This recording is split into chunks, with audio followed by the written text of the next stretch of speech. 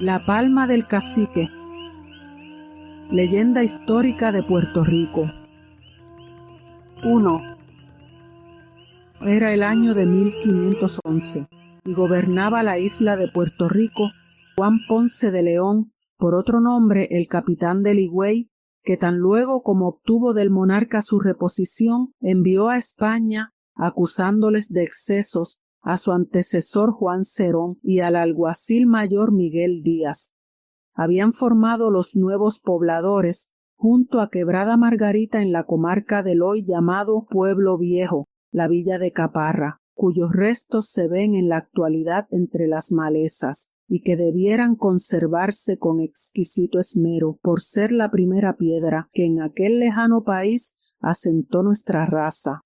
Una iglesia de mampostería de ignorada arquitectura, alguna que otra casucha de barro y cañas, semejantes a las que en el día se ven en la conocida aldea de Cangrejos, y otras varias basadas sobre gruesos troncos, con piso y paredes de palma y techo de yaguas, iguales en todo a muchas de las que hoy existen en los campos de aquel país, componían el caserío de la villa.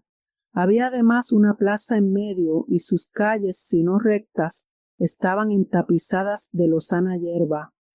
En la plaza veíase la morada del gobernador Ponce, la más ventajosa en capacidad por ser la casa del rey y consistorial al propio tiempo, ostentando en días festivos el estandarte castellano. En igual estilo, si bien con menos proporciones, habíase fundado no lejos del pueblo de La Aguada y hacia el nordeste de la isla la villa de Sotomayor, en cuyas inmediaciones ocurrieron algunos de los sucesos que van a referirse.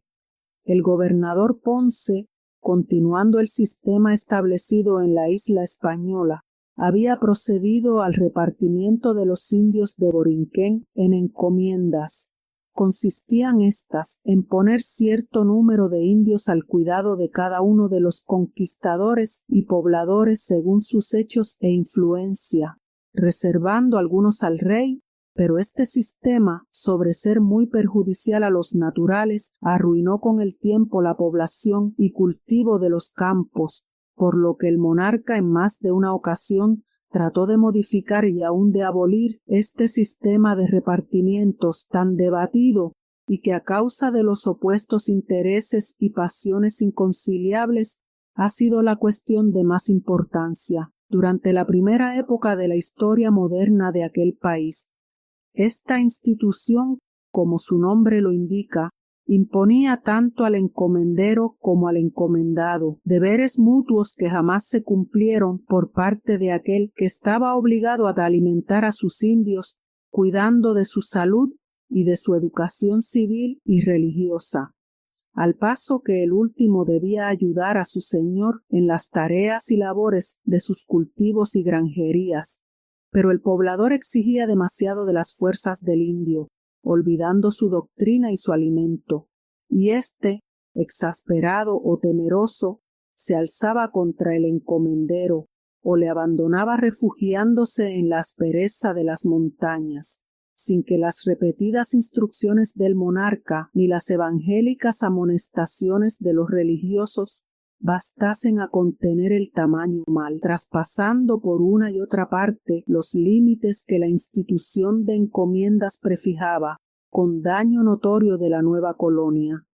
Andaban con tal sistema muy descontentos los indios, y los alarmantes síntomas que cundían por todas partes anunciaban una lucha en que, si bien los conquistadores lograron la victoria, no dejó de sufrir gran menoscabo la prosperidad inmediata que la natural fertilidad y riqueza del país les ofrecía. Tales eran las circunstancias de la isla de Borinquén al comenzar los sucesos que van a contarse en esta leyenda. 2. En un sereno día del mes de julio, el sol derramaba su luz sobre la faz de la tierra, y la brisa tropical temblaba un tanto su ardoroso fuego. En las cercanías de Sotomayor se laboreaba una rica mina de oro de cuya existencia no quedan vestigios, si bien la tradición la sitúa lejos de la villa, en vertiente de varias colinas. Veíanse en sus lomas, entre otros árboles, el castaño de América, el medicinal jigüero, el mamey de sabroso fruto, y la palma de yaguas con su espada verde y aguda que descuella sobre sus elegantes ramas, sirviendo su punta de asiento a las canoras avecillas, y el plátano cuyas anchas, sonantes y lánguidas ramas se mecen suavemente doradas por la luz del día. Esto en medio de pastos frescos y abundosos en que se veían pacer algunas vacas mientras retozaban sus terneras. Pobre Naguao, decía un indio, contemplando el cadáver de un camarada tendido en tierra. Más valiera a ese infeliz, respondía otro, haber huido a los bosques. No se acordó de que el pez está más seguro lejos de las redes y él ahí aplastado por un peñasco en esas odiosas minas. ¿Qué importa? La tierra, amigo Taboa, no da de balde esas riquezas que guarda en sus entrañas. Por lo que a mí hace, tornó a decir éste, tal luego como pueda burlar la vigilancia, haré por dar seguro a mi vida entre los árboles del bosque. Allí con mi arco y mis flechas mataré para mi alimento, y cuando no, los árboles dan fruto y yo tengo brazos para alcanzarlos. Y el infeliz Yoboán, cuánto llorará al saber que el más querido de los suyos, el único que quedaba de su familia, el último de sus hermanos, su Naguao, ha emprendido el viaje a la otra tierra, dejándole solo y triste como una roca en el mar. Dichoso él, replicó Taboa, acabando de romper contra una piedra una enorme nuez de coco, y después de haber apurado todo su sabroso líquido, va a vivir en esa tierra lozana y de muchas frutas y flores, en donde no se trabaja y se pasa la vida sin fatigas ni dolencias, en donde no se envejece ni alcanza el poderío del mal genio, y quién sabe lo que acá nos aguarda. Trabajos, fatiga, cansancio, y todo esto solo por ese oro, buscado con tanto afán, y que no sirve más que para adornar el pecho de un cacique o las orejas de alguna mujer en día de areito. A tal punto llegaba el diálogo, cuando el chasquido del látigo y la estentórea voz del mayoral llamaban a las tareas a los mineros. Comenzaron éstas y cada cual emprendió con actividad su faena. Entre los que cavaban la tierra en pos de la vena metálica había uno, cuyo rostro inundado de sudor expresaba profunda tristeza. De vez en cuando brillaba en sus ojos una mirada siniestra, semejante al rojo fulgor de un volcán en noche oscura. 4 indios conducían el cadáver de Naguao a una sepultura abierta al pie de un guanábano silvestre que con sus verdes hojas le servía de dosel. El cráneo del minero estaba hecho pedazos y su rostro desfigurado. Sin embargo, el indio que cavaba, que no era otro que su hermano Yoboán, le reconoció cuando le pasaron junto a él, y la dolorosa sorpresa se mostró en su semblante. Dejó caer el azadón, cruzó los brazos y su mirada extática siguió el cadáver de su pobre hermano. Cruel fue este momento para Yoboán. Sus pies no pudieron dar un solo paso, sus brazos no pudieron articular un movimiento, su pecho no pudo lanzar una sola queja, y únicamente sus ojos, fríos como un espectro, dieron salida a una lágrima. Pero el látigo que hería su espalda sacó a Yoboán del éxtasis profundo, y volviendo la faz sorprendido, miró con ira al que así lo castigaba. Entonces el mayoral levantó el látigo por segunda vez, pero antes de que hubiese podido descargarle, el indio lo arrancó de su mano y lo arrojó de sí una buena pieza. «Ya estás vencido, cristiano», exclamó con desdén. Entonces el mayoral se lanzó sobre el insolente que así ultrajaba su autoridad y momentánea, si bien esforzada lucha, sucedió a lo que acabamos de contar. No podía ser dudoso el éxito, atendida la corpulenta contextura del salvaje que parecía un Hércules. Cayeron ambos por tierra, y la lucha continuaba. Parecía Yoboam uno de aquellos toros fieros de las dehesas de Castilla, que se ceban en la víctima palpitante aún, y que ya moribunda tan solo opone la débil expresión de su agonía el temblor nervioso que conmueve hasta la última fibra y que revela los postreros instantes de la existencia. Alzóse al cabo Yoboam, acababa de ahogar a su enemigo entre sus brazos. 3. Observaban los indios mineros esta escena con muda admiración. ¡A ellos! Gritó un mayoral que corría, aunque tarde, en ayuda de su camarada, y oída esta voz de alarma acudían todos en tropel gritando ¡Venganza!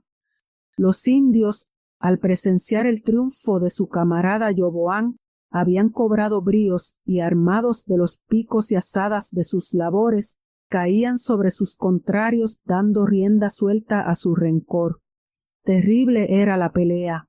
Las armas se chocaban y herían, y ancha brecha daba paso a la caliente sangre.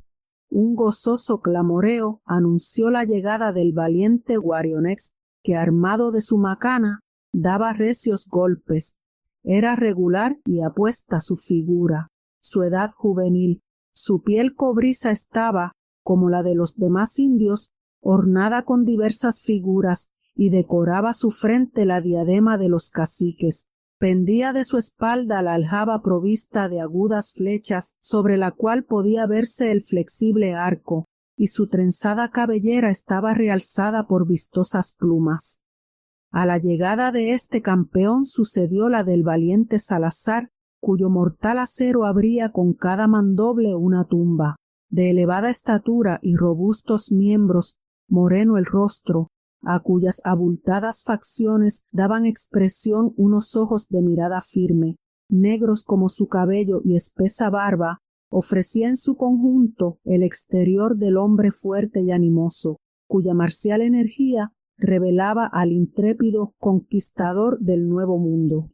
Vestía Diego de Salazar almilla de velarte con calzón de lo mismo, listadas calzas y botín de piel, completando su arreo el enorme sombrero, el escudo y la tizona fiera. A vista de tan terrible adalid, la multitud huía pavorosa, y no era extraño que su presencia infundiese tal terror, puesto que ya los indígenas conocían su esfuerzo, y a su brazo se debió en mucho la conquista y pacificación de Puerto Rico, porque a semejanza del Cid ganaba batallas solo con su nombre. Guarionex se las sabía con Salazar, acosado por éste, que le acometía armado de superior manera, se batía en retirada, atento no solo a los golpes que le iban dirigidos, sino a contener con la agilidad de un tigre la embestida de los contrarios. Evitaba de este modo el exterminio de los suyos, que huían temerosos a las vecinas selvas. Hubo un momento en que, acometido Guarionex por todas partes, pues era el que ofrecía más resistencia, estuvo a punto de ser prisionero o muerto. Su macana era inútil contra tantas armas, pero en este instante debilitaron los contrarios el ataque, y tuvo ocasión de ganar en 2 saltos la distancia y la espesura, guardando su vida y libertad para otros días. Preso o muerto, ¿qué sería de los suyos? A la contienda sucedió el silencio, el cansancio de los vencedores y un lago de sangre cubierto de restos humanos. Entre estos veíase lleno de heridas el cadáver de Yoboam junto al de su hermano. Había dado su vida en cambio de una lágrima consagrada a su memoria. 4. A distancia de 1/4 de legua de Sotomayor, pequeña villa fundada por el capitán del mismo apellido, no lejos de la Guada, existía un bosque en una extensa llanura, cuadro que merece describirse ya por lo agradable de su conjunto, ya porque en todas y en cada una de sus partes se mostraba la naturaleza tropical, con toda la exquisita frescura y la vigorosa lozanía que la distinguen. Circundaba el bosque un riachuelo, cuyos cristales se quebraban sobre menudas guijas. En sus orillas las palmas cargadas de racimos balanceaban su flexible tronco al par que sus ramas se mecían resonando.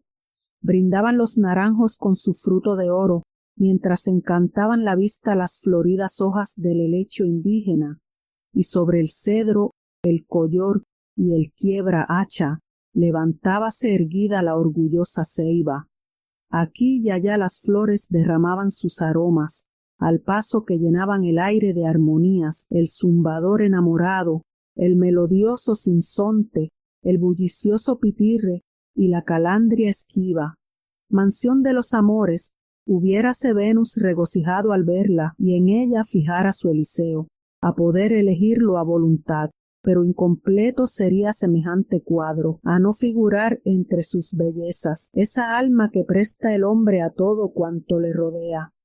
Por lo que vamos a ofrecer al lector una de aquellas escenas de la vida, tanto más propia cuanto que estarán íntimamente relacionados en ella el hombre y la naturaleza, ésta con todas sus galas, aquel con toda la rudeza y fogosidad de un corazón primitivo.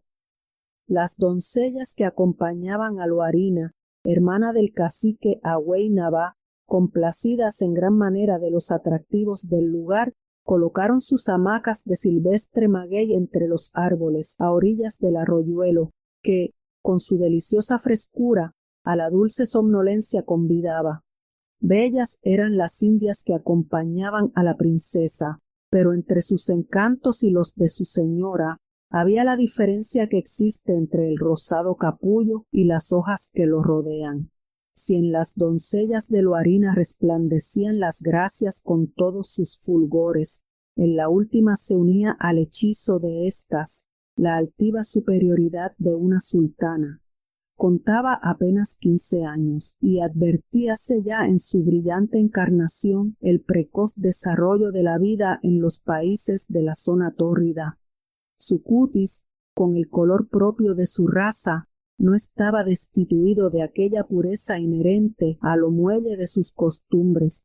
Deliciosa era la expresión de sus facciones, negros sus ojos como la noche y ardientes como el sol que vieron por la vez primera, y su boca, conjunto de deleites, parecía un hermoso ramo en que las rosas de sus labios circundaban el mate jazmín de sus menudos dientes. Sobre su espalda caía en perfumadas trenzas su cabello negro, ceñido a la sien por la diadema de oro. De su nariz y orejas pendían argollas del propio metal, y ornaban su garganta nacaradas perlas. Desnudo el seno, ostentaba 2 orbes voluptuosos, cubriendo en parte sus mórbidas formas una especie de túnica que partiendo de la cintura terminaba en la nunca bien ponderada pierna, cuyos suaves contornos se ofrecían a la vista codiciosa, como se ve alrededor de nube cenicienta la claridad de la luna. Por último, anillos de oro en que suplía la profusión al arte, adornaban los redondos y pequeños dedos de su mano.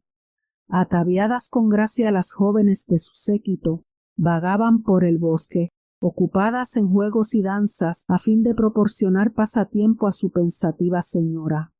Reclinada ésta en su hamaca y jugueteando una de sus manos con los cristales del riachuelo, abismábase en la suave indolencia que presta un país abrasado, y balanceándose colgada de los árboles, parecía la imagen de un tierno pensamiento, flotante como una aureola en la fantasía de alguna virgen, entregada a cavilaciones, ya risueñas, ya tristes.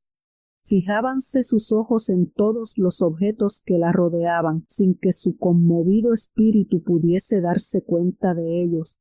Errante su alma, complacíase ante la imagen del hombre adorado, y su alma fatigada veía sólo aridez en todo lo que no fuese su amor. Mas si por desgracia la idea de un afecto mal pagado enlutaba su corazón, el furor y luego la tristeza empañaban el fulgor de su mirada.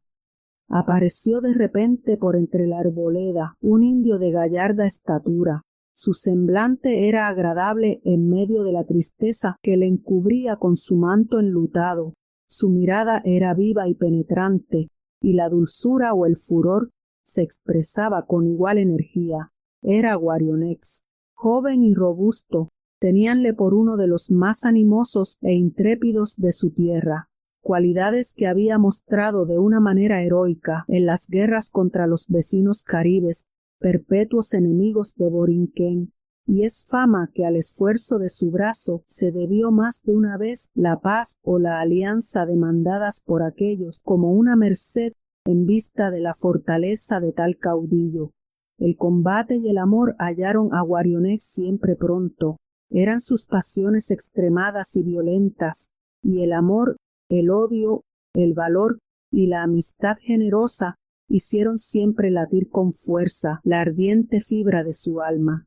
En la Edad Media, en aquellos siglos de hierro en que la manopla del poderoso ahogaba sin piedad al desvalido y en que, destituida la sociedad de todo apoyo a favor del débil, se creaban como una necesidad las ilustres y generosas congregaciones de que hoy, sin objeto, solo queda el vano título.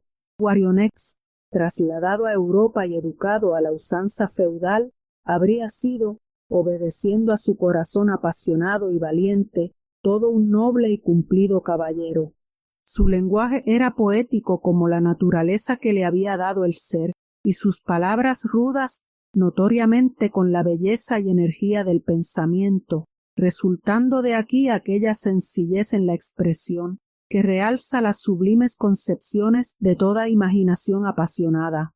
Sus ideas no eran el concepto puro, resultado de las especulaciones abstractas, no, eran la emanación inmediata de las impresiones, sin linaje alguno de elaboración espontánea, franca y enérgica.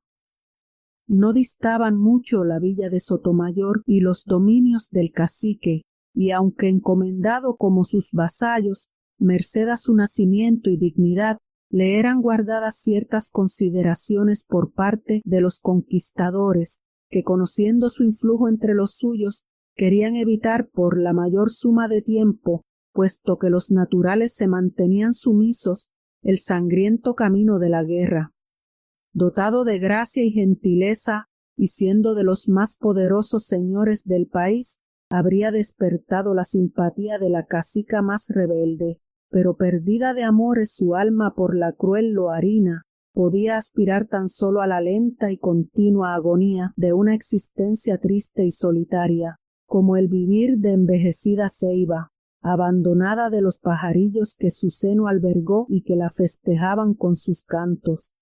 Hubiérale amado la hermosa India, a no andar malparado su espíritu a causa de la pasión que la inspirara cierto joven caballero español, que al mirarla había introducido en su corazón la ponzoña, haciendo en él más estragos que la flecha de Guarionex en un día de batalla. Tenga presente el lector esto último, por si advierte en el desdeñado indio el apesarado continente y la tristísima expresión de sus ardientes ojos. Acercóse a Loarina, que saliendo de su enajenación se mostró sorprendida. 5. Hermosa, dijo el cacique con alterada al par que respetuosa voz, mi corazón da gracias al semí que me permite verte. Ojalá que el pobre Guarionex se separe de ti más feliz de lo que es ahora. El semblante de Loarina expresó cierta turbación que permitía entrever la lucha que había en su agitado pecho. Guarionex, sé bienvenido, respondió con mentida calma. Natural era una lucha semejante en el corazón de Loarina, que un tanto sensible en otro tiempo a los halagos del cacique, sentía rubor al conocer que su veleidad la impulsaba a amar a otro, porque la hermosa salvaje no era la culta dama de nuestros tiempos. Tal vez sentía aún inclinación hacia el pobre indio, y al amar a un extranjero, apesarábase de preferir en su corazón al hombre que malquería a los de su raza. Pero entre un hombre hermoso, valiente y civilizado, con un prestigio a sus ojos cuasi divino, y el salvaje pretendiente, Toda vacilación se hacía imposible, y su corazón de mujer vivía arrastrado por el dulce atractivo que había de llevarla al término cruel de ser infiel e ingrata para con los suyos. Quizá el brillo de conquistador y su tratamiento de amo, en vez de hacérsele más odioso, acrecentaban no poco su amor. Con todo, en nuestro humilde entender, juzgamos existía alguna cosa en su alma, parecida al remordimiento, y por tanto, cada palabra del enamorado Guarionex debía hacerla sentir su aguijón punzante. Escuchemos, pues, a Guarionex. Tú eres, Loarina, hermosa y pura como la azucena, pero ingrata con el tierno zumbador que te festeja. ¿Por qué ha de estar Guarionex privado de tu cariño? 8 veces ha pasado ya a la estación de los truenos y de las lluvias, y en todo este tiempo he administrado justicia. A la puerta de la choza en que nací, bajo el árbol de mis padres, o he guiado a los míos a la guerra. Pues bien, durante todo este tiempo era feliz, porque no te conocía. El día tenía para mí luz y la noche descanso. Te vi, oh, Loarina, y desde entonces me sorprende siempre el alba, sin que mis ojos se hayan cerrado, y al esconderse el sol me deja triste y despierto aún. Yo te amé y te amo, Loarina hermosa. Tú en un tiempo me escuchabas con gozo, y yo veía el cielo en tu corazón. Ahora huyes de mí, y el mal genio me acompaña. Dime qué hice yo para merecer tanto desvío, tórtola mía. ¿Cuál será el día en que suspiremos juntos? ¿No te conmueve mi lloro? Pronto inundará los valles. Yo tengo corales y perlas que mis vasallos han sacado del mar. Para ti son, mi bella. Las perlas son menos blancas que tus dientes y los corales menos hechiceros que tus labios. Tú serás mi preferida. Tal luego como el himeneo nos una, tendrás corona y esclavas. Tengo oro y flores con que adornarte, y mis manos pondrán a tus pies las aves cazadas con mi arco. Di, ¿por qué no me amas? Cacique, guarda tus perlas y tus flores para otra. No puedo ser tuya. Dices que tendré esclavas. Ah, yo ya lo soy, dijo, y un suspiro desprendido de su pecho, como un perfume de una flor, fue melancólico preludio de las lágrimas que corrieron por su rostro. No llores, oh bella, exclamó el salvaje, comprendiendo mal la causa del angustioso llanto de su amada.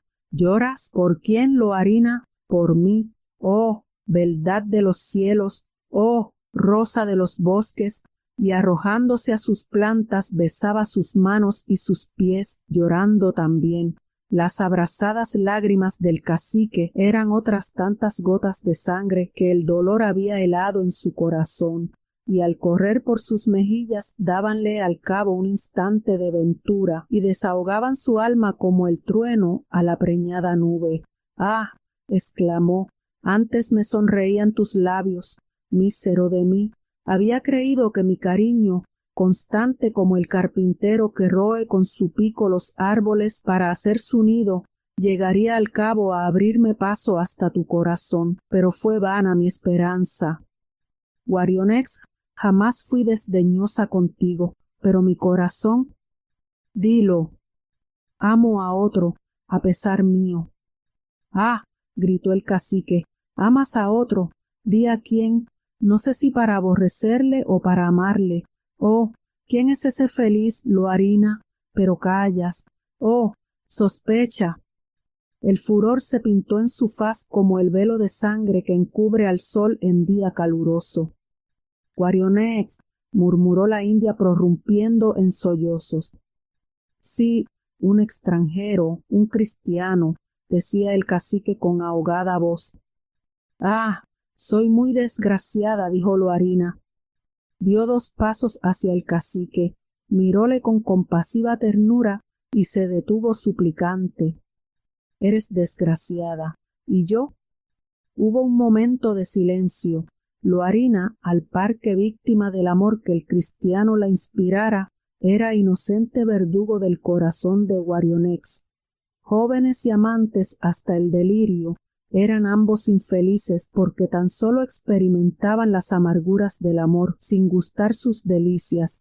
Ella, lánguida y encantadora como una azucena, él, fuerte y erguido como un roble.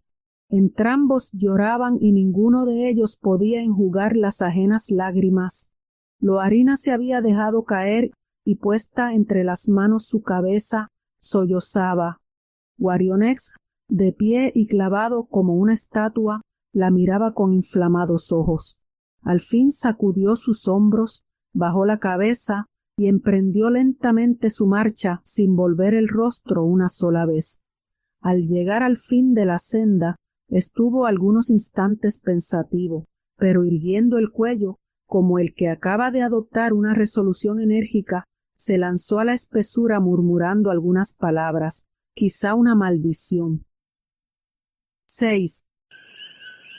En las altas horas de la noche paseábase don Cristóbal de Sotomayor por las calles de la villa que había fundado, envuelto en un tosco tabardo que le ponía a cubierto del rocío, que tan copioso es en las noches de los trópicos. Dormían los habitantes y la noche serena parecía guardar su tranquilo sueño.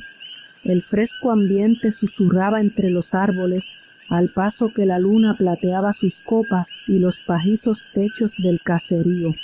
Mudos yacían los pajarillos y de tarde en tarde se percibía el nocturno cantar del gallo, en cuyas intermitencias resonaban los pasos de nuestro personaje al caminar por la empedrada senda que a la verde campiña le guiaba. Entregado a dulces meditaciones, a que se prestaba lo apacible de la noche, perdíase su alma en los abismos de lo pasado, propensión natural a todo aquel cuyo presente no satisface su corazón.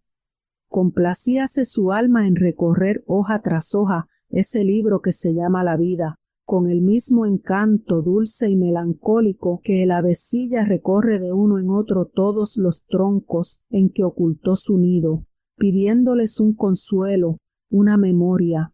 Sotomayor sentía desenvolverse ante su vista el cuadro de su juventud primera, que al compás de los latidos de su pecho le ofrecía el recuerdo de sus amores, el fuego tormentoso al parque deleitable, la felicidad incomprensible, los sinsabores ahuyentados por una sonrisa o por beso celestial, aquel llanto que no surca la mejilla, porque como el manso arroyuelo hermosea el prado cual cristalina sierpe y fecundiza las flores con su agua pura. Aquella fe, aquella idolatría ciega, el prestigio, el poder en la mirada, en el acento de la mujer que se adora. ¡Ah!, exclamaba, si la vida terminara al disiparse tanto amor. Pensamientos de este género ocupaban a Sotomayor, y al llegar a este punto, la ilusión tomaba cuerpo en una mujer, aquella hechicera hija del Betis, fija en su mente y en su corazón, con sus ojos de fuego, su boca de hurí y su andar de diosa. La bendición de un sacerdote los hubiera unido para siempre, a consentir el joven, pero deseaba la posesión de su amada como una corona de gloria que premiase sus adquiridos méritos, y antes que dar su nombre al tierno objeto de sus ansias, quería que este nombre estuviese enlazado a grandes hechos. Estas ideas, por otra parte, eran muy naturales y propias en la juventud distinguida de su época, pues aún estaba en pie el caballeresco edificio que levantó Enrique I de Alemania, y que aún no había derribado con su implacable pluma el más grande y singular de los satíricos. Libre la península ibérica del dominio musulmán con la toma del baluarte granadino, el espíritu aventurero y belicoso de los españoles encontraba un nuevo terreno más vasto a su ejercicio que el que podía ofrecerles la Flandes y la Italia. Así no es de extrañar que la juventud ardorosa acudiese en tropel a las tierras nuevamente halladas, en donde mil empresas quiméricas se hacían lugar en las imaginaciones novelescas, con la relación de extrañas aventuras, de grandes proezas y de doradas regiones, en que los prodigios se mezclaban a lo vasto y desconocido de aquellos países. Nuestro caballero era uno de estos hombres, y en verdad que no era la sed de oro lo que le llevaba tan lejos de su patria. Exsecretario del rey, descendiente de ilustre familia, habíalo electo gobernador de la nueva isla, pero gracias al almirante don Diego Colón, que le había desatendido, se encontraba entonces en Puerto Rico como teniente del gobernador don Juan Ponce de León, futuro adelantado de la Florida. Era el gentil caballero, de esbelta figura y elegantes maneras, tenía rubio el cabello, terminado en retorcida punta el bigote juvenil, y al brillo de la luna podían verse sus ojos azules y expresivos, un rico jubón de ceniciento vellorí, casi encubierto por el tabardo de velarte que le resguardaba. En su cintura la espada guarnecida de plata, bota pajiza con espuela, y por último un sombrero adornado con vistosas plumas, cuyo broche de diamantes relucía como una estrella. Inclinado sobre una de sus sienes, prestaban a su aspecto el aire del joven aventurero de la España de aquella época. No había salido aún Sotomayor de la población, cuando sintió que le oprimían fuertemente el hombro. «Cristiano», le dijo una voz, «¿tienes valor?» Volvióse admirado de tal pregunta, y llevó su mano a la espada, cual si quisiese dar una prueba por respuesta. Detuvo su brazo el recién venido, diciéndole al mismo tiempo, «Espera». Observó Sotomayor a su antagonista.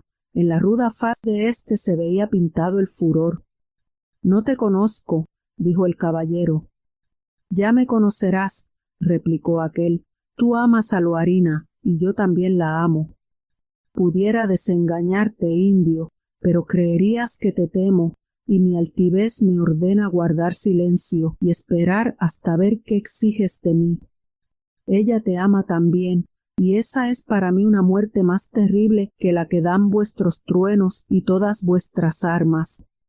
Y bien, es menester que uno de los dos muera, porque no puede haber más que un sol para una luna, y mal pudieran albergarse en un mismo nido dos pájaros rivales. Pues bien, quiero que me mates, porque es mejor la ausencia eterna que esta vida de agonía. Quiero morir, ¿lo oyes? Pero quiero morir contigo, quiero matarte, oh cristiano, porque te aborrezco, y cuando pienso en ti, siento por mis venas correr el fuego del rayo, y quisiera tener su poder para acabar contigo. ¿Lo oyes? Maldecida del semí sea la piragua que te trajo a esta tierra. Quiero morir o matarte, odioso cristiano. Ven, si tienes valor, ven». Cuánto rencor encerraban las palabras de Guarionex y cuánta angustia se mezclaba en su pecho a este rencor que le abrazaba. Pudiera muy bien compararse esta mezcla de sentimientos al gemido del náufrago que se deja oír por entre el bramido de las ondas que su vida combaten. El joven Sotomayor había leído en las palabras del indio todo su infortunio, compadecía su demencia, y a poder evitar honrosamente una lucha a que ningún sentimiento le impulsaba, hubiéralo hecho. Empero su conmiseración sería tal vez mal interpretada, y su puntilloso carácter no le permitía menoscabar en manera alguna el influjo de los suyos en regiones tan apartadas. «Indio, ¿aborreces la vida?», le dijo. «Bien está, aunque no te profeso ni amor ni odio, quiero librarte con mi espada de unos días que te son tan funestos. Toma una espada y sígueme». «No, mi macana me basta, con ella he peleado en 100 batallas y ha derribado a muchos enemigos tan fuertes como tú». «Partamos, pues», dijo el caballero, y tomaron ambos la senda que a las afueras de la villa conducía. 7. Caminaban silenciosos el cacique y el caballero.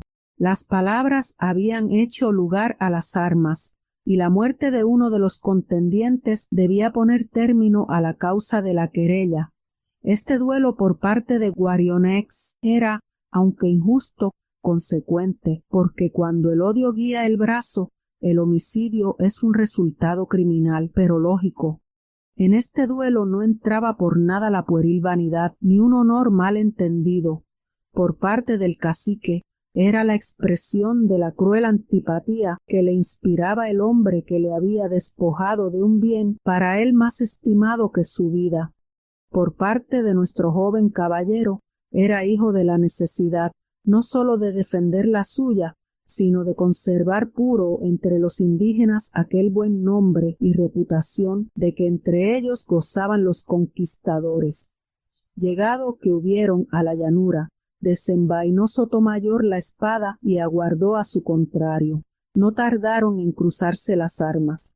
La claridad de la noche permitía ver completamente la escena que iba a seguir, y cuyos únicos espectadores eran el cielo y los árboles de la comarca. Reinaba el silencio, y sólo el continuo y monótono cantar de la chicharra y del coquí se dejaba oír a través del ruido de las armas. Guarionex peleaba con el furor del hombre que aborrece y desea acabar con su adversario. Sotomayor comprendía que por exquisito que fuese el temple de su acero y por ejercitado que estuviese su brazo, había menester todo su esfuerzo para resistir a su terrible enemigo, a quien los celos hacían valer por dos, y en efecto, al verle manejar la fuerte macana de Collori, cual si fuese un junco, y menudear golpes sin interrupción alguna, se convendría forzosamente en que sólo la vehemencia de la pasión, que convierte en volcán el corazón humano, podía inspirar al irritado indio, que aunque diestro en manejar su arma, así se curaba de la defensa como de renunciar a su enojo. Tan solo atendía al ataque, y cada vez que descargaba el arma, parecía que la misma muerte la guiaba.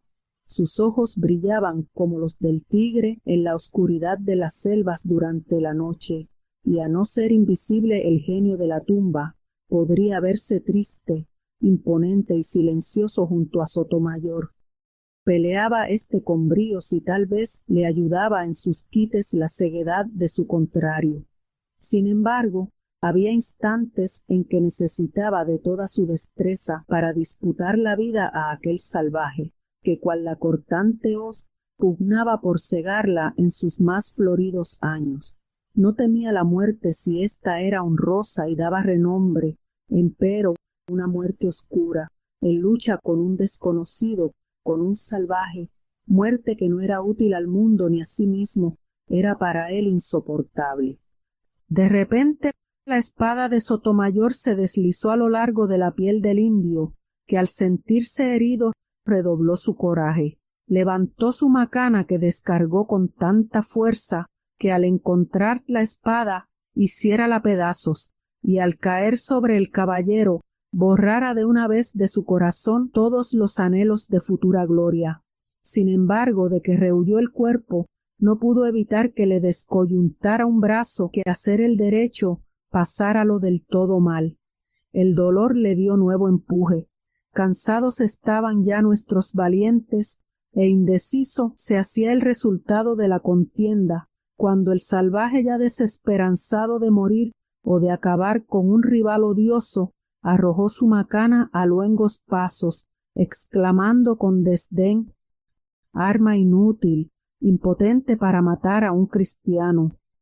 Cruzóse de brazos y con aquella indiferencia ante la muerte, característica de los indios de América y propia de un mártir, dijo: «Mátame, pues soy tu rival».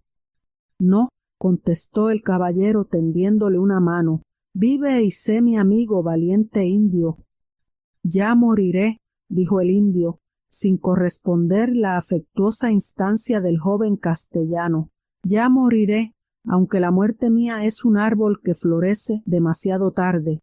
Y dirigiéndose a Sotomayor le dijo: «No soy tu amigo, extranjero, no olvides que me has robado lo que más amó mi corazón». Y al terminar estas palabras partió dejando al caballero sorprendido de tan extravagante firmeza. 8. Habíanse refugiado en los bosques gran parte de los indios, huyendo de la dureza del trabajo a que les condenaban los encomenderos, y en las intrincadas espesuras disponían el medio de una insurrección que estallando por partes los volviese a su primitivo y feliz estado. No descuidaban los caciques, instigados por Agüey-Nabá y Guarionex, la manera de extinguir en el abatido ánimo de sus vasallos la fatal preocupación de que los dominadores eran inmortales. Por tanto, acordada una convocación general de caciques, se verificó ésta en un valle de los dominios de Agüey-Nabá, circundado de altos y lejanos montes, al rayar el alba de un hermoso día. Presidía la asamblea el valeroso Agüey-Nabá, fuerte de miembros, de presencia venerable y con expresión de firmeza y altivez en su rostro. Su aspecto revelaba la inteligencia, aunque inculta, amena y gigante como las selvas siempre verdes en que se meció su cuna. Presidía la reunión, como hemos dicho, preferencia que de derecho le tocaba por ser principal señor de aquella isla. Estaba sentado en una piedra enorme al pie de un árbol añoso y corpulento. A sus lados los caciques Guarionex, el más querido, porque más que otro alguno poseía una grande alma y le era propio el mérito de hacerse amar. El no menos animoso Broyoán, en cuyos dominios se dio más tarde la batalla de Yagueca y que comprendían las inmediaciones del pueblo de Añasco, a que dio nombre uno de los capitanes de la conquista, que así se llamaba, Ayamón, que tenía los suyos en las márgenes del Culebrinas, cerca de la villa de Aguada, el intrépido Mabodamaca, derrotado poco después en la comarca de Aymaco por Salazar y los suyos después de un reñido combate de más de 3 horas en las gargantas de la sierra, sin otra luz que la de las estrellas. Mayagoex, en cuyas posesiones se fundó en 1760 la que en el día se llama Villa de Mayagüez, cuyo estado floreciente la hace desaparecer como una de las primeras de la isla, el cacique Humacao, que se mantuvo rebelde por muchos años, y Arecibo o Arecibo, que tenía su cacicazgo en la parte que hoy ocupa la villa, en la embocadura de aquel caudaloso río.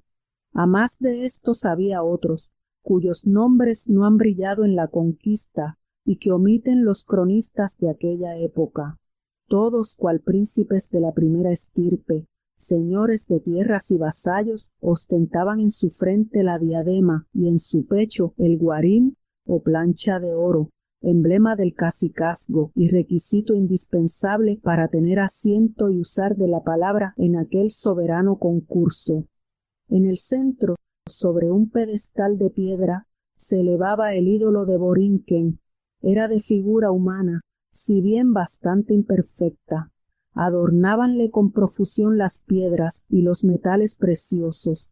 La corona de oro representaba en él la dignidad suprema, el poder, la serpiente enroscada en su cuerpo y ahogada por su amo, la fuerza, la flecha que su diestra esgrimía, el castigo celeste. El temor del castigo en esta vida era la base de su fe, pues, sin embargo, de creer en otra posterior. El incesto, el hurto, el homicidio, la traición a sus caciques, la irreverencia para con el semí y todas aquellas acciones que el candor de sus costumbres repugnaba, eran castigadas por su Dios en esta vida, según los indios, con penalidades, dolencias y una muerte cruel. Alrededor del altar estaban los buitís, agoreros y sacerdotes a un tiempo. Teocracia fuerte, que unida a los caciques, constituían un poder fundado en derecho sobrenatural. Pero como los buitís eran también médicos, es decir, depositarios de la escasa ciencia física de aquel pueblo, y como es fácil hacer creer a una sociedad ignorante que las dolencias y su remedio son voluntad de sus dioses, así como aquello que depende de leyes naturales, como las cosechas, las lluvias y las pestes, o todo lo que es hijo de las pasiones y los intereses, como las alianzas y las guerras. He aquí que no dejando el semí a las leyes naturales ni a la voluntad del hombre el uso de ninguno de sus atributos, el indio de Borinquen todo lo esperaba o lo temía de su ídolo, y por consiguiente la influencia de los buitís era extrema. No lejos del semí, estaba la multitud que presenciaba el acto y aguardaba con avidez el resultado de tan solemne conferencia que, interesante en todas ocasiones, lo era entonces más en razón de los nuevos y extraordinarios casos que habían acontecido en su país. En efecto, algo extraño debía parecer a estos salvajes que habían vivido luengos siglos sin conocer otros hombres que los de su raza, ver caer sobre su tierra una falange poderosa que, como llovida del cielo, se encontraba señora de la isla con usos y costumbres enteramente opuestos, con una aureola de semidioses y de cuya existencia jamás habían tenido ejemplo ni noticia. Acontecimiento de gran tamaño era este, y bien debían impetrar de su Dios una explicación de semejante hecho, y aún esperar con ansia la luz que les iluminase en tanta oscuridad o el terrible decreto que a eterno sufrimiento les condenara. No se ocultaba por otra parte a los buitís y caciques que su causa tenía otros enemigos que sin armas materiales eran más temibles que los fuertes castellanos. La funesta preocupación de la multitud que veía en estos otros tantos seres inmortales, su conocida superioridad en las armas y espíritu guerrero, y por último, la antigua profecía de su Dios que les condenaba a ser exterminados algún día por una gente extraña y poderosa. He aquí por qué contaban con el influjo supersticioso del semí y con la eficaz sutileza de los agoreros. Dieron principio las ceremonias religiosas, colocando en el altar algunos haces de leña y encima las ofrendas que se componían de aves recién muertas por los cazadores y de las primicias de la agricultura. Hecho esto, esparcieron en el altar algunas resinas olorosas, y después de derramar el buití varias titas del más exquisito vino de las palmas, tomó en sus manos 2 maderas secas, y frotándolas una contra otra, dio fuego a la leña del altar. Una densa y perfumada nube se elevó a los cielos, cubriendo al ídolo con un manto misterioso. Oyóse entonces un ruido semejante al eco del trueno en la cavidad de las montañas. Un terror supersticioso se apoderó de la multitud. «El semí va a hablar», gritó con fuerte voz el buití que presidía el sacrificio. Al oír esto, los indios prosternados y trémulos como el cervatillo al escuchar los rugidos del rey de los bosques, aguardaban con ansiedad la palabra de su Dios. «Silencio, hijos de la tierra», gritó una voz que parecía salir de lo profundo de los abismos. «El semí», prosiguió con profético acento, «padre de los 2 genios, el del bien y el del mal, está sañudo». Al cabo de algunos instantes continuó, «Tiempo ha que el cielo está cubierto de negras nubes que vinieron por el camino del sol. El soplo de Agüeynabá las ahuyentará». Un silencio profundo sucedió a estas últimas palabras. «El soplo de Agüeynabá las ahuyentará», murmuraron todos con fanática convicción. El semí había hablado. Entonces ocupó su asiento Agüeynabá y dijo con inspirado continente: «¿Habéis oído, hijos míos, lo que el semí os dice? Ordena la guerra. Aún tienen las aves plumas para vuestras flechas, y los árboles madera para vuestras macanas. Tiempo ha que el cielo está cubierto de negras nubes. El soplo de Agüeynabá las ahuyentará». «¡Guerra! ¡Guerra!», exclamó todo el concurso. El genio de la muerte repitió con diabólica alegría estas palabras por boca de los ecos. «Tú, Aimanión», continuó Agüeynabá, «irás a pedir auxilio a nuestros aliados los caribes. Tú, Mabodamaca, formarás con presteza un grueso ejército. Tú, Broyoán, sobre Caparra. Tú, Guarionex, sobre Sotomayor. Y vosotros todos, amados caciques, llamad a vuestros vasallos y reuníos conmigo. El cielo está cubierto de negras nubes. El soplo de Agüeynabá las ahuyentará». La multitud, olvidando sus terrores, al escuchar de Susemí unas palabras que llevaban la esperanza a su yerto corazón, sintió nueva vida en su ser, e impulsada por el decreto sobrenatural que les ordenaba hacer la guerra a los extranjeros, y las palabras fascinadoras del jefe de los caciques, exclamó al oírle: «A Guaynabá las ahuyentará», levantando sus brazos en muestras de confianza y aclamación. 9. Antes de proseguir la narración, parece oportuno referir un suceso interesante de la vida de Guarionex que, aunque sin relación directa con esta historia, dará a conocer su carácter guerrero, circunstancia apreciable en un país como el suyo, rodeado de enemigos y cuya calidad, a falta de otras, bastaría por sí sola a darle grande importancia entre aquellos caciques.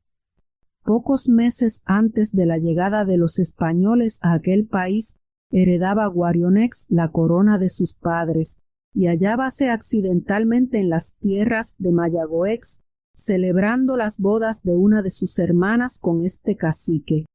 Las fiestas religiosas, los areitos, el batey, las cacerías en que, ayudados de los perros mudos del país, recorrían los bosques, en persecución del ligero Jutía y del pequeño Corí, ocupaban alegremente a los habitantes de la comarca.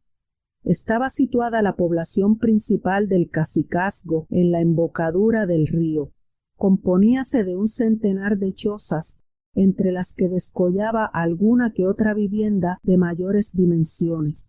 Estaban construidas en su mayor parte de barro y cañas, y cubiertas con el ramaje de las palmas, formando un círculo en cuyo centro se elevaba el palacio del cacique, de rústica forma, con torres de la propia materia, y que sobresalía de las demás casas como el pino en el bosque. Circundaba la población, a la usanza indígena, un doble muro de troncos verticales rodeados de un foso, que era necesario atravesar por puentes de madera. Por ambos lados del lugar se extendía la costa cuidadosamente cultivada y en que la arboleda se ostentaba con profusión, mientras que a la parte de tierra tomaba arranque la cordillera, que partiendo del cerro llamado La Mesa, se interna en el país.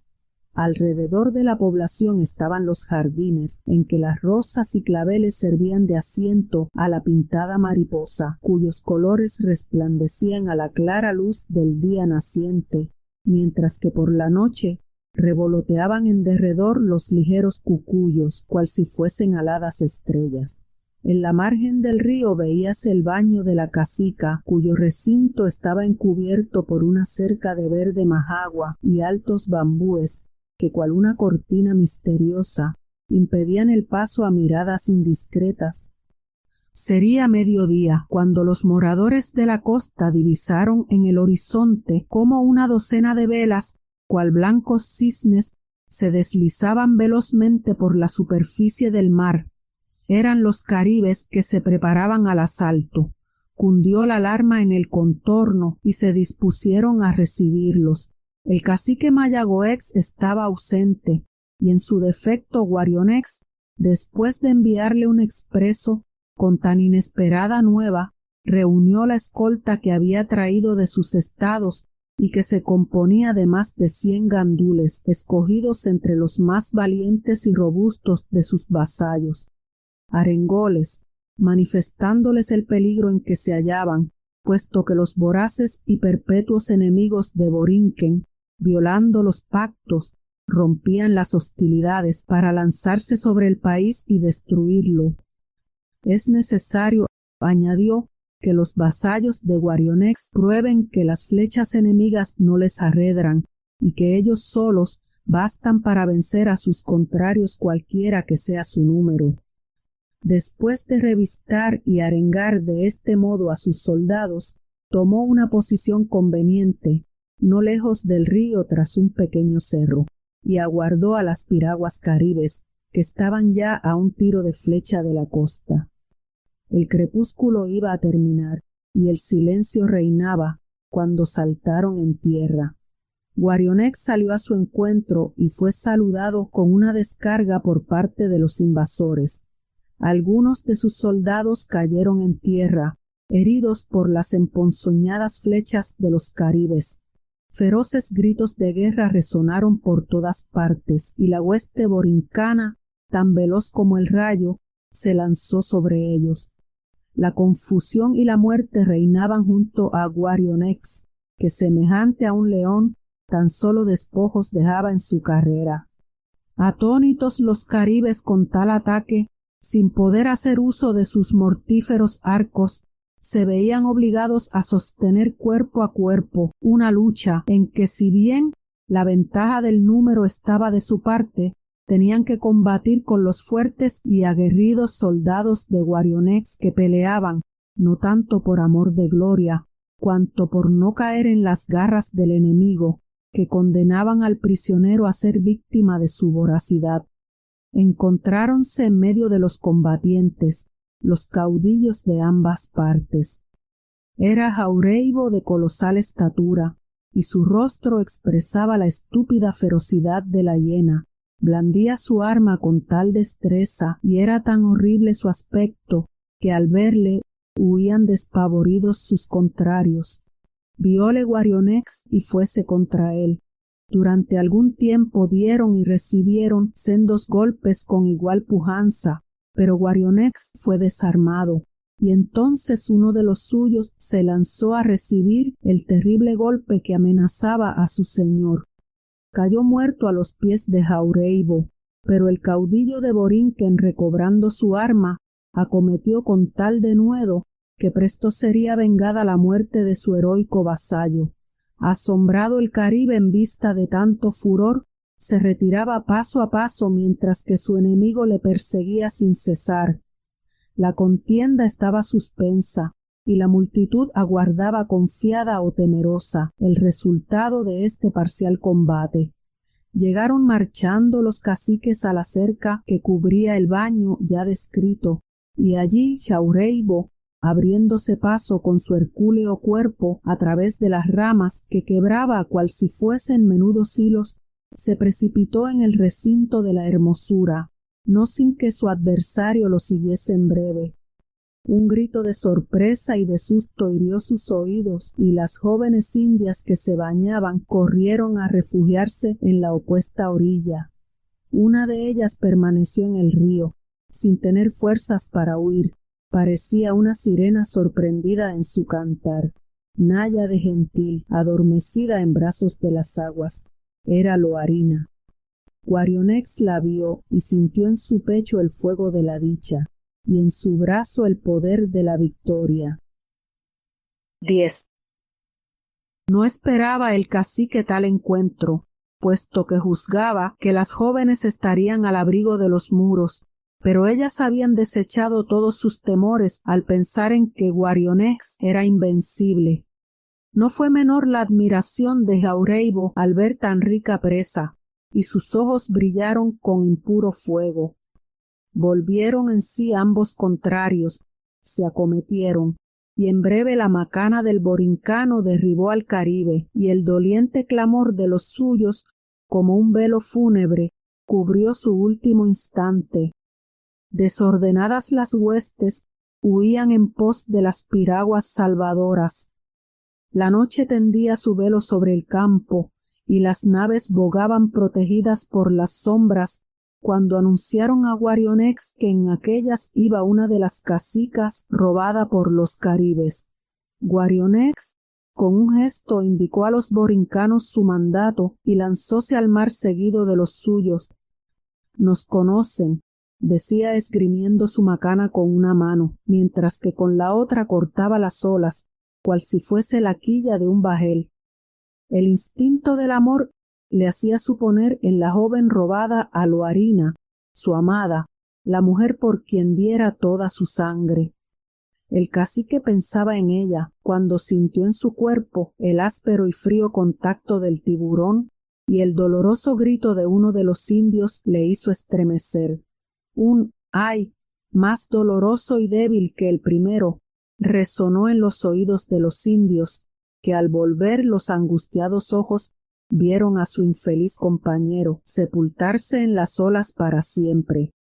El caudillo había menester toda su influencia para alentar a los indios, que no teniendo su temple de alma ni una loarina que les inspirase el necesario ánimo, cuasi lloraban de terror y esperaban con indecible angustia el instante fatal en que el monstruo de los mares pusiese término cruel a su existencia. Por último, llegaron a las piraguas, que les recibieron con descargas de flechas.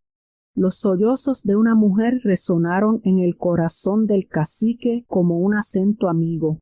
Dirigiéronse los boricanos a la nave de donde aquellos partían, dieron sobre ella y no tardaron en tomarla después de una corta resistencia. No era Loarina la robada, pero los esfuerzos de Guarionex no fueron vanos, puesto que su hermana, la reciente esposa de Mayagoex, le recibió en sus brazos.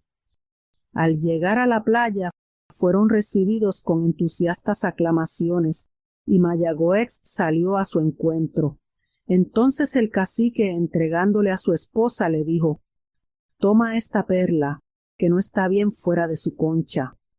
Mayagoex le dio infinitas gracias, y ambos caudillos se abrazaron. 11.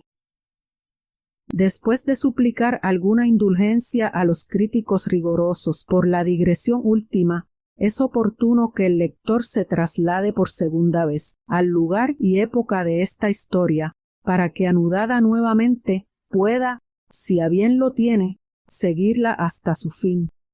Pocos días habían transcurrido desde que los indios reunidos decidieron hacer la guerra a los conquistadores. Era medianoche, y los habitantes de Sotomayor dormían profundamente, cuando Loarina, con angustiado semblante y agitados pasos, penetró en la estancia del joven Sotomayor, y con profunda emoción le dijo: «Cristiano, si amas la vida, huye». «Huir», respondió el caballero. «Quieren matarte». «¿Matarme?» «Sí, un horrendo motín se apresta. Los asesinos acabarán con tu vida y la de los tuyos. Los he oído. Tiempo es ya de que hacia aquí se dirijan. La muerte está junto a ti». «Gracias, hermosa India, gracias por tu aviso, pero creo que tu corazón exagera los peligros». «Oh, no lo dudes, Sotomayor, no lo dudes. Acabo de verlos. Su saña es horrible. Bien pronto caerán como el rayo sobre la ciudad y moriréis todos. Su número es inmenso como las hojas de los árboles. Oh, Sotomayor, no seas ingrato. Huye, yo te lo ruego, de rodillas». «Levántate, Loarina hermosa. No sabes cuán grato sentimiento me inspira tu interés por mí, y que si mi corazón pudiese olvidar al ángel que idolatra, creo que sería tuyo desde este momento. Pero ya ves que tu aviso es cuasi inútil, porque un caballero castellano no sabe huir». «Ah, ingrato, ¿y qué será de Loarina si tú mueres? Sí, soy pérfida, soy infiel a los míos, porque te adoro, cristiano, y quiero tu existencia, que es para mí la luz del día». 1000 voces de alarma sucedieron a las últimas palabras de Loarina, y el caballero ciñó la espada, caló el sombrero y se lanzó a la calle. ¡Qué espectáculo se ofreció a sus ojos! Entregada a las llamas la población, ardían sus techos de paja cual si fueran de yesca, y 1000 lenguas de fuego oscilaban a impulso de la nocturna brisa. Densas nubes de humo enrojecido se perdían en el firmamento, mientras que las copas de los erguidos árboles desafiaban al incendio, y dominando estos cráteres ardientes parecían otros tantos volcanes coronados por la verde primavera. Las campanas, el tumulto, el crujir de las maderas, el estrépito de los techos al caer y la confusa gritería de los invasores era una gran parte a aumentar la confusión de los sorprendidos ánimos. Este caía anegado en su propia sangre, aquel defendía con valor sus últimos momentos, uno pasaba de los brazos del sueño a los de la muerte, y otro, huyendo de las llamas, pálido y consternado, tropezaba en su carrera con el arma homicida. En una de las calles peleaba Sotomayor heroicamente, pero las flechas enemigas habían penetrado en su pecho y en breve llegaría el postrer instante de su vida. Su rostro estaba cubierto de sudor y sangre.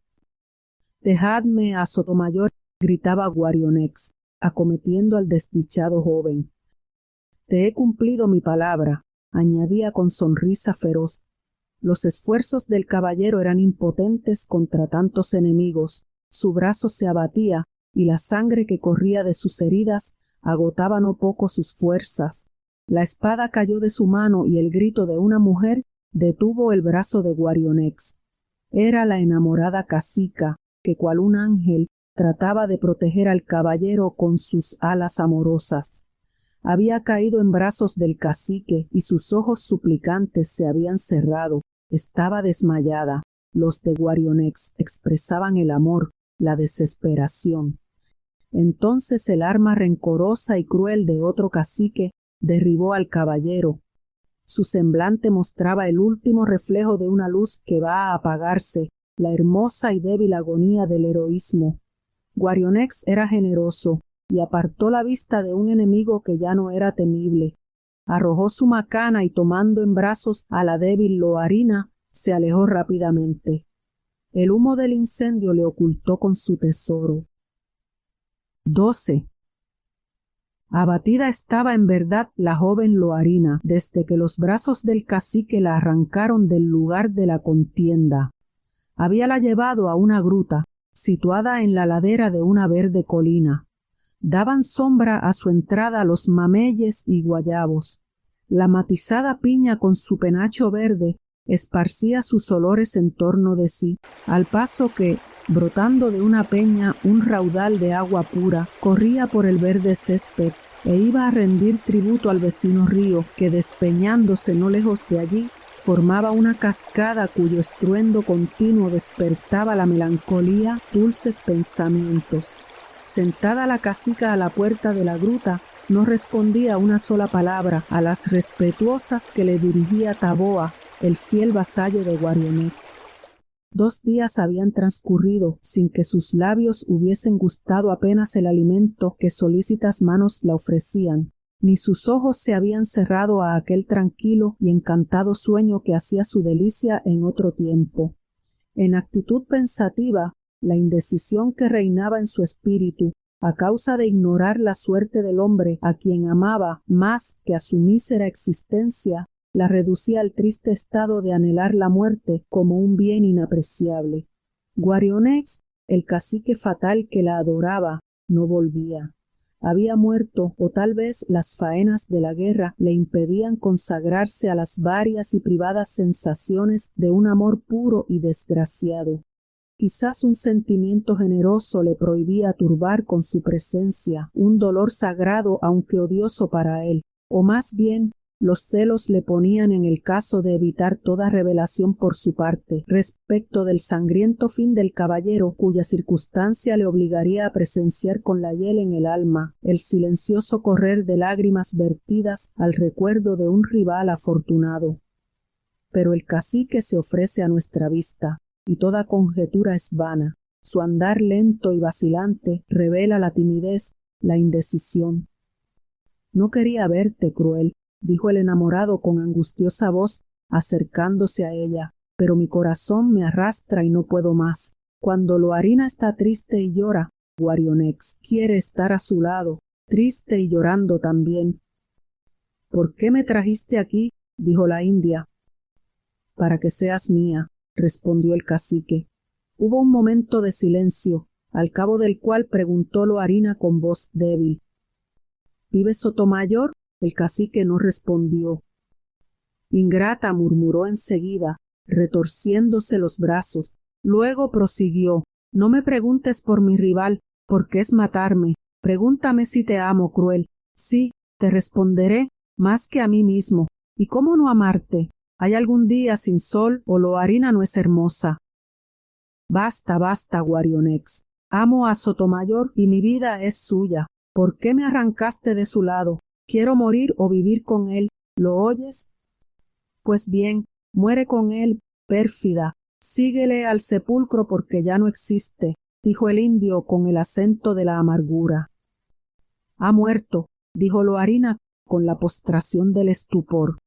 De repente dio a correr por la llanura, con su cabello suelto y agitado por el viento. Con su mirada fija y el temblor convulsivo de sus miembros, semejaba la imagen del delirio, acosada por la hueste de los dolores humanos. Guarionex corrió tras ella, y ya iba su amada a lanzarse al torrente, cuando el cacique, asiéndola del cabello con mano fuerte, la detuvo a los bordes del abismo. Parecía el último esfuerzo de la virtud, arrancando al crimen una víctima. 13. La noche empezaba a esparcir sus sombras, y los montes, los valles y los ríos se cubrían con su velo tenebroso. Eran los últimos momentos de un día que, al pasar a la nada, llevaba envuelto un acontecimiento interesante para Borinquen. La jornada de Yagueca acababa de decidir su porvenir. Desesperado, Guarionex había peleado como un héroe. Jamás flecha alguna fue más certera, jamás su brazo combatió con más denuedo.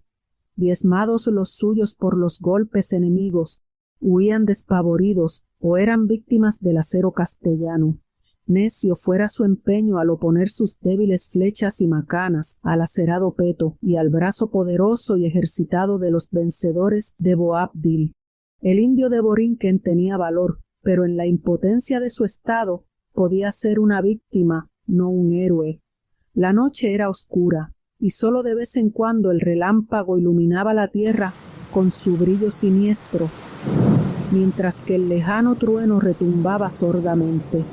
Guarionex, herido y fatigado, caminaba al acaso, trepaba cerros, cruzaba ríos, ya caía para volverse a levantar, ya corría cual si huyese de sí propio. En todas partes veía su pesar, los campos que le vieron nacer y en que se habían deslizado las alegres tardes de su infancia, el rumor de la corriente bulliciosa, los árboles que le alimentaron con su fruto, los pajarillos en que probaba la destreza de su arco, la cabaña en que moraron sus abuelos, todo le prestaba su voz triste y tormentosa. Oh graciosos bosquecillos, ya no seréis el asilo misterioso del amor, ni el recreo de nuestros hijos, y vosotras cumbres elevadas, en adelante no presenciaréis el culto de nuestro semí. La raza de Agüeynabá acabó para siempre. Así decía con voz triste el afligido cacique. Así llegó a sentarse bajo la ceiba que decoraba la puerta de su cabaña, permaneciendo allí algún tiempo entregado a su aflicción, en tanto se anubla más y más el cielo, oscureciendo casi del todo la comarca. El relámpago y el trueno, que redoblan sus furores, se disputan el dominio del espacio. Los vientos rugen como una manada de leones y la lluvia no viene a calmar su bravura. Es la tempestad de un día caluroso de la zona tórrida. Al ver el dolorido cacique aquella furia de la naturaleza, tan en consonancia con el estado de su alma, exclamó: «Ruge tempestad, sí, ruge, tu relámpago siniestro ilumine de mi vida el instante postrimero. De tu trueno el bronco ruido cual la voz de mis lamentos, entre las nubes se pierde que la luz cubren del cielo. Oh, si algunos de tus rayos viniese hacia mí benéfico a controvertir en cenizas la existencia que aborrezco». Después de una breve pausa, levantóse y comenzó a alejarse lentamente. Detúvose luego y continuó con tristísimo acento su lastimosa endecha. Risueños, felices prados, donde cual guimo ligero trisqué alegre, placentero en mi festiva niñez, no formaré con tus flores el ramillete querido para ofrecerlo rendido a la ingrata que adoré. Selvas que durante el día me brindasteis sombra amiga, y en que alivio mi fatiga en la noche siempre halló. Ya en vuestro dulce misterio no guardará mi alma ardiente la queja tierna y doliente que un triste amor le arrancó a Dios. Oh ceiba querida que coronas mi mansión, oh cabaña de mis padres, Guarionex te dice adiós y al dejarte para siempre muerto lleva el corazón. Adiós, Borinquen preciosa, dulce tierra de mi amor.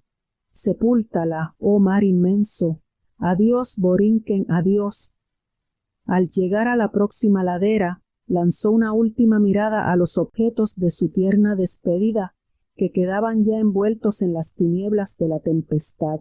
Algunos momentos después, en la cumbre de gigantesca montaña, se dejó ver rodeada de precipicios a la luz de un relámpago su contristada figura. En sus labios brillaba la amarga sonrisa. Volvió a lucir el relámpago y ¡ay! No estaba allí. Tan solo iluminó el abismo. 14. El día estaba sereno. La montaña que acabamos de mencionar era gigantesca y coronada de rocas que ocultaban su ceño bajo la verde enredadera, al paso que un arroyo procedente de las colinas orientales venía con majestuoso descenso a ceñirla como una diadema de plata para caer en el cercano valle y perderse entre las aguas de un pequeño lago que servía de espejo al cielo y de baño a la diosa de la noche. Por la parte del oeste un profundo abismo, en cuyo fondo se veían arbustos, malezas, piedras y juncos que entrelazadas formaban un lecho de plano irregular. Y finalmente, por la parte del norte, traspuestos el valle y el lago, terminaban el cuadro infinidad de montes, cuyas crestas a manera de escalones se perdían en lontananza besando las nubes. En las cumbres del alto monte de que acabamos de hablar, había un peñasco enorme, suspendido sobre el abismo, que pronto a precipitarse guardaba su actitud amenazadora, quizá desde la creación, semejante a la roca suspendida en la puerta del infierno, para servir de tortura y continuo susto a aquel desdichado rey de la antigüedad. Junto a ella estaba el cadáver del cacique, cubierto de sangre. Contemplábanle silenciosos y consternados algunos indios, resto de su poder perdido. Agobiado por la angustia, destrozado en su caída, lanzó su alma a otro mundo, arrullada por el trueno. Junto a él había una fosa recién abierta, y en ella algunas frutas y viandas destinadas a su alimento durante el viaje, según la creencia de estas gentes. Sobre ellas colocaron algunas ramas, formando un verde y mullido lecho, para que la muerte pudiese reclinarse blandamente y dormir tranquila con ese sueño eterno y sin zozobras. Hecho esto, cubrieron con el manto el cadáver del cacique, y tomándole en brazo, se preparaban a enterrarle. En su rostro estaba pintado aún el pesar, como si más poderoso que su vida hubiera de sobrevivirle. Infeliz Guarionex, todos los de su raza bajaron al sepulcro acompañados por la más amada de sus esposas. ¿Quién se prestaría a enterrarse viva con un cacique destronado? A sepultarle iban sus doloridos vasallos cuando les detuvo la llegada de Loarina, acompañada del fiel Taboa. «Deteneos», dijo aquella, «vosotros, fieles vasallos del último de vuestros caciques, obedeced los mandatos de aquella a quien tanto amó. Vengo a cumplir con nuestra antigua costumbre. No fui su esposa, pero fui su amada. Esta vida que me agobia, a él la debo. Durante sus días fui el sol que los alumbró. Las mujeres de su casa le han abandonado, y yo debo ocupar su puesto. Solicito el honor de ser enterrada con el más valiente, con el más joven y generoso de los caciques. Y tú, Guarionex, no creas que hago sacrificio alguno. La vida que me salvaste de nada me sirve. La tuya fue triste, como un día nebuloso. El amor que debía endulzarla, la amargó. Al pie del sepulcro te ofrezco un corazón infiel. No era digno de ti, pero tú lo anhelabas y yo te lo entrego, dijo, y los sollozos ahogaron su voz.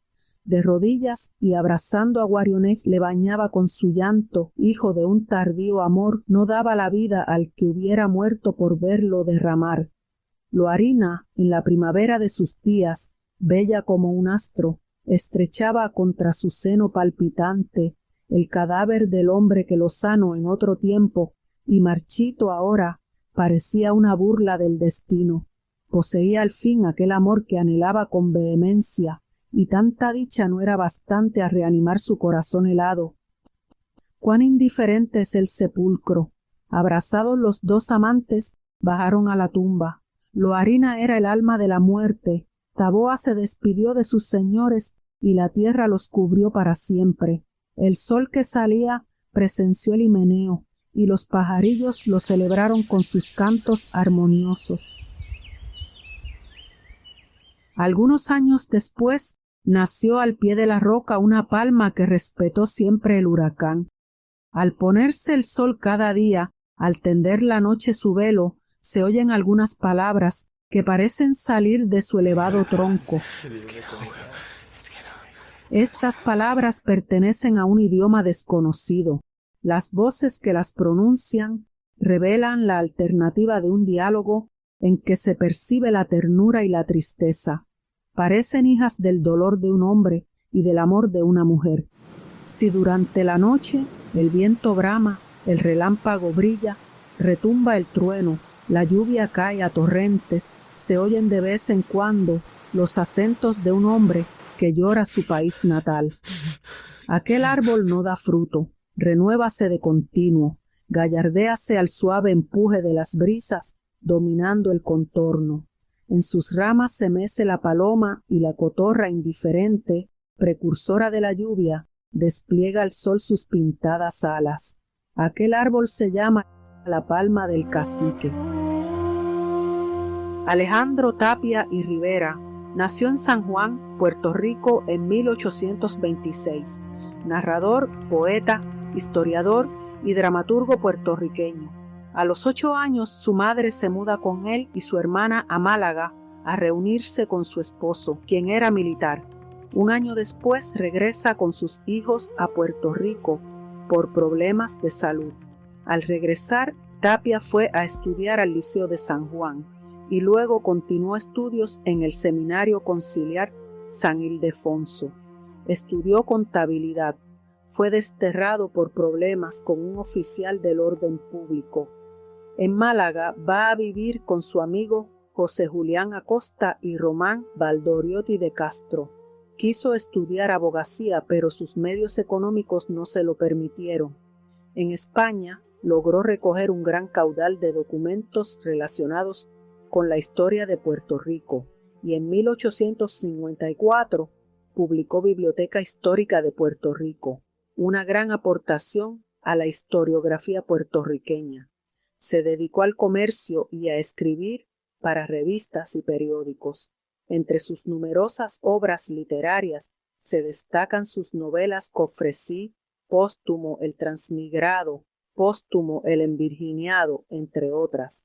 En poesía, La Sataneada, y en teatro, La Cuarterona. También dejó al momento de su muerte su memoria, publicada póstumamente. Fue un escritor prolífico, por lo que dejó un gran legado literario. Su primera obra literaria fue La palma del cacique, que he leído hoy,